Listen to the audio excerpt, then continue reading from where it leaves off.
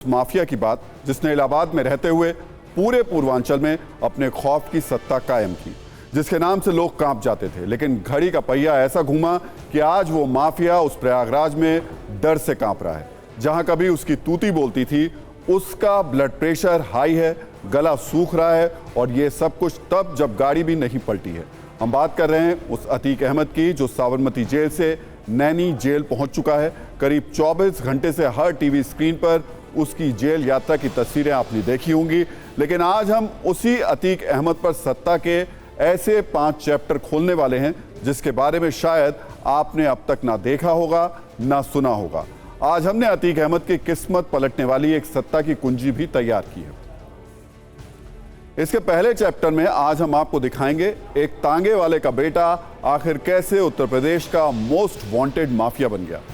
दूसरे चैप्टर में देखिएगा 17 साल की उम्र में माफिया बनने वाला अतीक अहमद 27 साल की में सत्ता का घी पी पी कर कैसे हट्टा कट्टा होता चला गया और उसका रसूख बढ़ता गया। तीसरे चैप्टर में हम अतीक के बिजनेस की बात करेंगे जो हत्या, अपहरण और अवैध वसूली से शुरू हुआ और कैसे ठेकेदारी, रंगदारी और गुंडा टैक्स में तब्दील हो गया। चौथे चैप्टर में अतीक की प्रॉपर्टी की बात होगी, अरबों का वो साम्राज्य जो उसने आतंक के ढेर पर खड़ा कर दिया। लेकिन 5वें चैप्टर में आपको समझ में आएगा कि कैसे योगी के आगे प्रतीक की किस्मत पलट गई और आज इलाहाबाद का एक डॉन अपने ही इलाके में कांपते हुए पहुंचा। लेकिन ये चैप्टर खोलने से पहले हम आपको अतीक की जेल यात्रा का एक क्विक रिकैप दिखा देते हैं।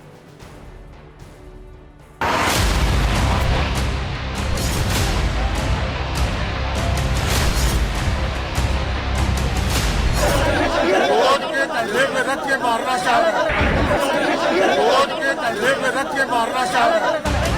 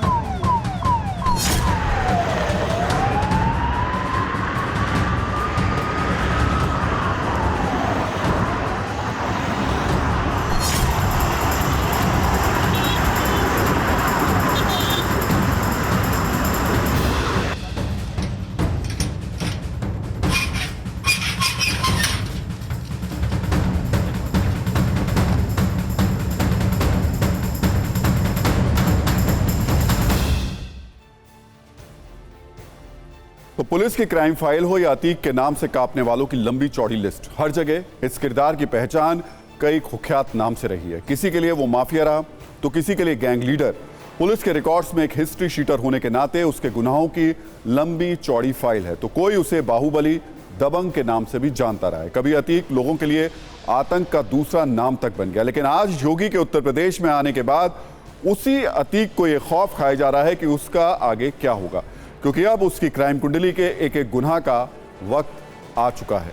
अतीक अहमद पर हत्या का पहला केस साल 1989 में दर्ज किया गया था और तब उसकी उम्र सिर्फ 17 साल थी। इसके बाद एक तांगा चलाने वाले का बेटा जो उनकी दुनिया में पहला कदम रखने के बाद धीरे धीरे अपराध जगत का बेताज बादशाह बन गया।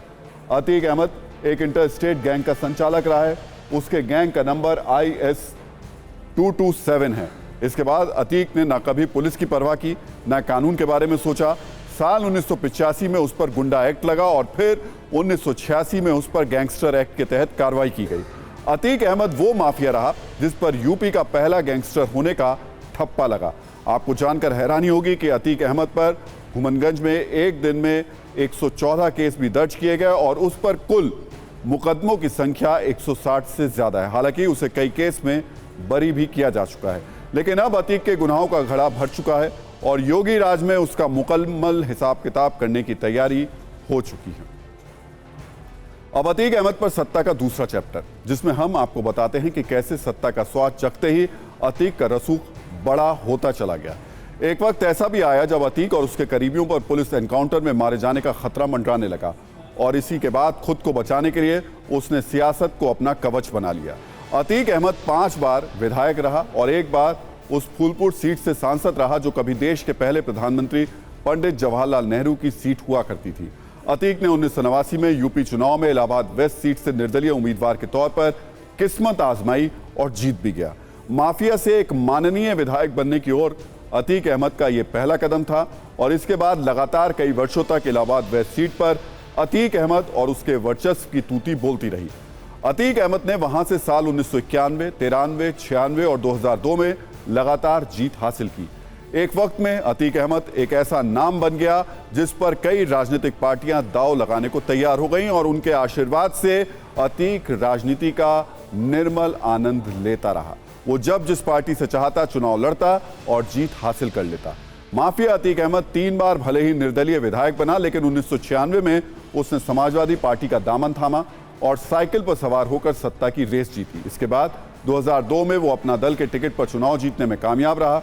फिर साल 2004 में दोबारा समाजवादी पार्टी की साइकिल पर बैठ गया और फिर फूलपुर से सांसद का चुनाव जीतने में कामयाब हो गया।